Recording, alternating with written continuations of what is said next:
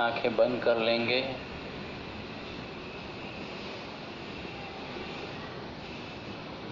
अपने अपने परमात्मा को याद कर लेंगे। अपने अपने माता पिता, अपने अपने सास ससुर और अपने अपने गुरु, इन चारों से यही अपेक्षाएं रखना है कि पंछी बनूं उड़ती चलूं मस्त गगन में, आज मैं आजाद हूँ दुनिया के चमन में। बस खुले आकाश में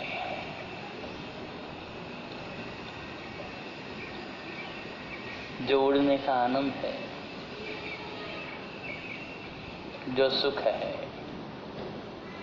जो चैन है, यही सबसे बढ़िया है।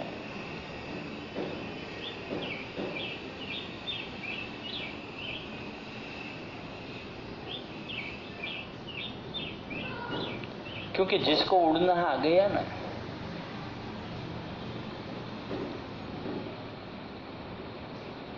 उसका सारा जहां अपना हो गया।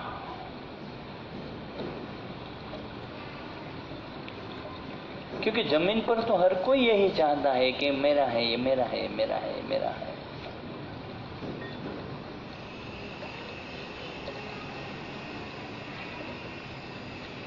सब अपना मालिकापन जताते हैं कि ये जगह मेरी है। कई कई बार योग में भी ऐसा हो जाता है, कोई कोई लोग यही सोचने लगते बस मेरे को तो यहाँ ही बैठने का है, मैं यहाँ ही रोज बैठती हूँ। अरे भाई कहीं भी बैठो, आप जो लाभ उठाना चाहते हो वो आपको कहीं पर भी मिल सकता है।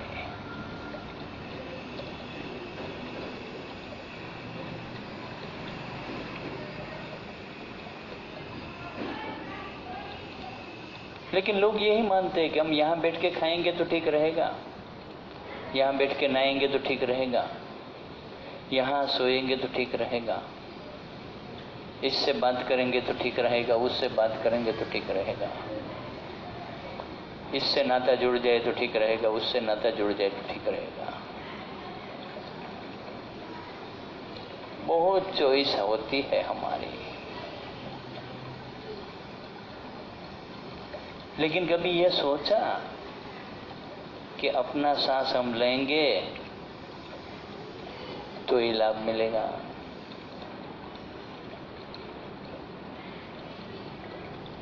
कभी कभार तो आप ये छोड़ देते हो सांस लेना, ठीक है, अपने आप आता है जाता है, लेकिन खुशी खुशी सांस लेते हो, खुशी खुशी सांस छोड़ते हो। ऐसा वक्त हमारे जीवन में बहुत कम आते हैं कि जहां हमें भीतर से खुशी का अनुभव हो, भीतर से आनंद का अनुभव हो और अपनी ही मेहनत का फल हमें ही चखने को मिलता हो।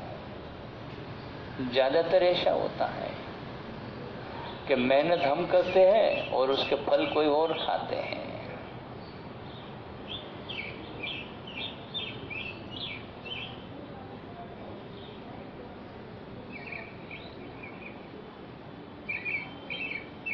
एक बहुत बड़ा आदमी था, बहुत पैसे थे उसके पास, तो उसको ऐसा लगा कि मैं एक अच्छा सा बढ़िया सा मंदिर बना दूं ताकि सब लोग मंदिर में आए, दर्शन करें और अपनी मन्नतें पूरी करें।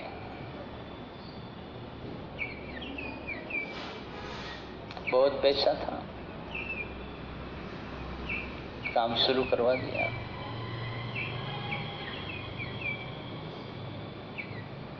बहुत भव्य मंदिर बन गया।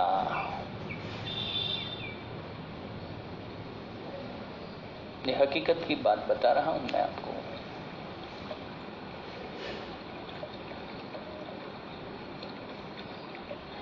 गांव वालों को भी ऐसा लगे कि वाह, ये सेठ कितना बढ़िया आदमी है, हमारे लिए मंदिर बनवा रहा है। सारे गांव के लोग खुशी खुशी सब लोग उसमें सेवा दे रहे थे, खुशी खुशी।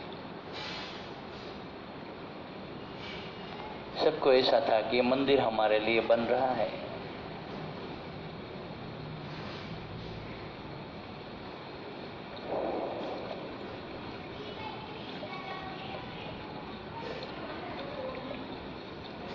धीरे धीरे मंदिर तैयार होने लगा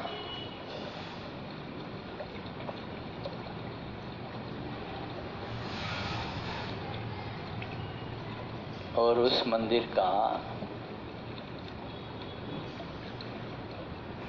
मूर्ति की प्राण प्रतिष्ठा का समय आ गया।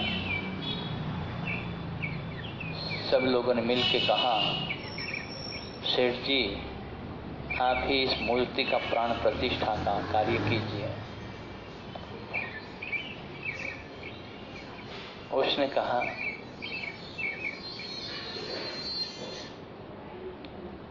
कि सारा श्रेय मैं ही ले लूंगा, ये ठीक नहीं है। आप लोगों ने भी मेहनत की है, आप में से किसी को ये लाभ मिलना चाहिए। लेकिन गांव वालों की इच्छा यही थी कि सेठ, आप पुण्यशाली है, पुण्यात्मा है, पवित्र आत्मा है, यदि आप इस मंदिर का प्राण प्रतिष्ठा आपके हाथों से हो जाए तो अच्छी बात है।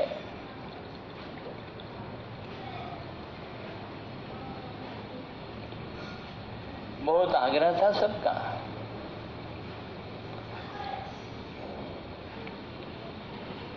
तो सेठ ने कहा, ठीक है भैया, जैसी आपकी इच्छा। तो मूर्ति की प्राण प्रतिष्ठा हो गई।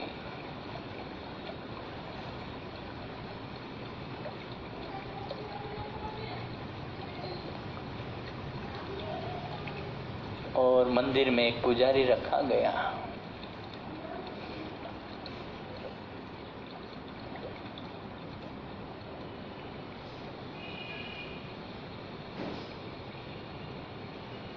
तो उस मंदिर में रोज सेठ पूजा पाठ करने आते थे। गांव के लोग आते थे, जाते थे। बहुत बढ़िया मंदिर चल रहा था।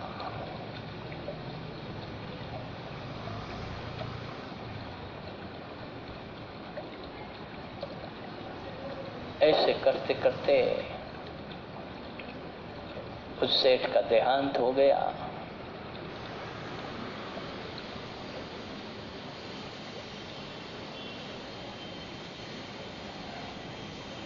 फिर गांव के लोग मंदिर में आ रहे थे, जा रहे थे। उसका परिवार भी आ रहा था, जा रहा था।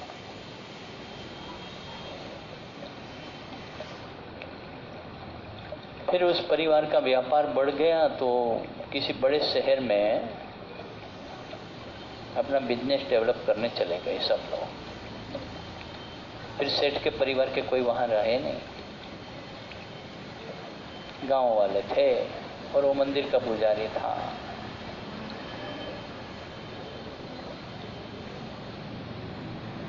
पहले तो सबके लिए मंदिर में आने जाने की छूट थी। सभी लोग मंदिर में आते थे, जाते थे।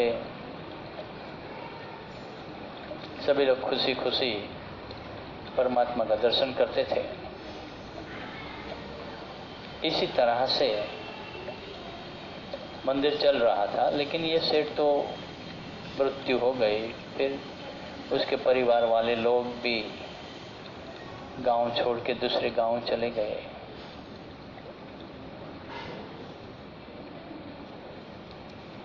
तो ऐसे ही चल रहा था। 2-5 साल हो गए सेठ के मरने के बाद। मंदिर का जो पुजारी था वो धीरे धीरे उस मंदिर का मालिक बनने लगा। उसने कुछ नीति नियम बनाए,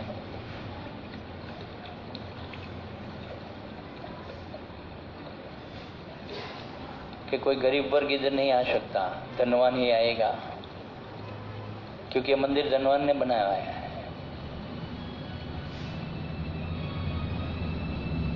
और यहाँ मंदिर में प्रवेश करने के लिए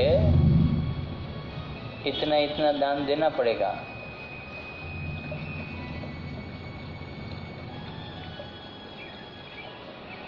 लोग सोचने लगे कि भाई ऐसा क्यों? वो बोले हमारा गुजारा नहीं होता है इतने पैसे में। पहले तो सेठ था तो पैसा देता था, हमारा घर खर्च निकलता था। अब महंगाई बढ़ गई है तो आप लोग जो पैसा इसमें डालते हैं उससे हमारा गुजारा नहीं होता है। आप ऐसा कीजिए, यहाँ इतना पैसा रोज डाला कीजिए। सब लोग सोचने लगे भाई ये व्यापार नहीं है यहाँ। तो उसने बोला मेरा गुजारा कैसे होगा, मैं इस मंदिर को चला रहा हूँ।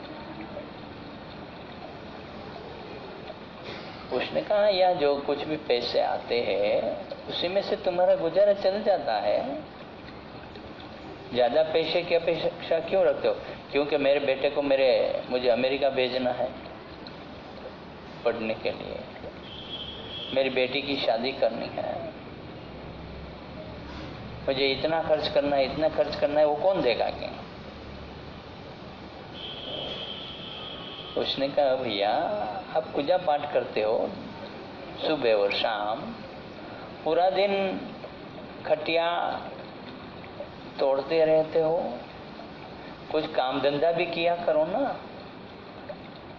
तो कि नहीं हम तो काम धंधा कुछ नहीं करेंगे, ये मंदिर हमारा है, हमारे लिए बनवाया गया है।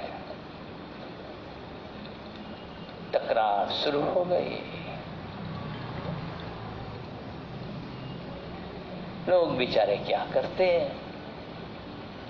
धीरे धीरे उस मंदिर में गरीबों का आना बंद हो गया, पैसे वाले लोग आने लगे। मंदिर पैसे वालों का हो गया। और वो मंदिर का जो पुजारी था धीरे धीरे बहुत धनवान होने लगा।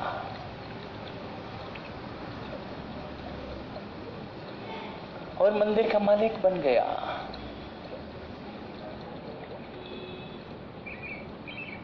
बीस साल बीत गए। उस मंदिर पर जो तख्ती लगाई थी जिस सेठ के नाम की, उसको हटा दिया गया और खुद का नाम लिखवा दिया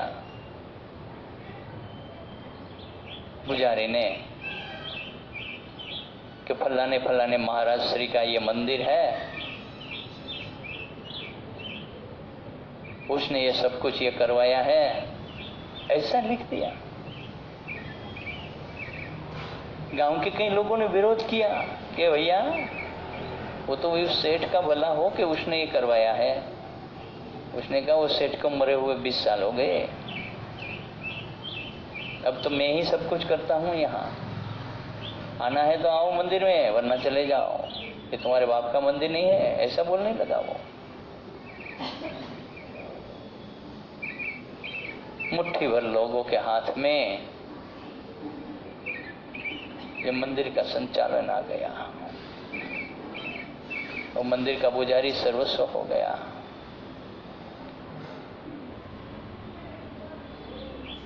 और वहां जुगार के लिए सबको बुलाते हैं, क्लब बना दिया, लोगों को गांजा चरस पिलाने लगा, ऐसे बेहूदी धंधे करने लगा वहां।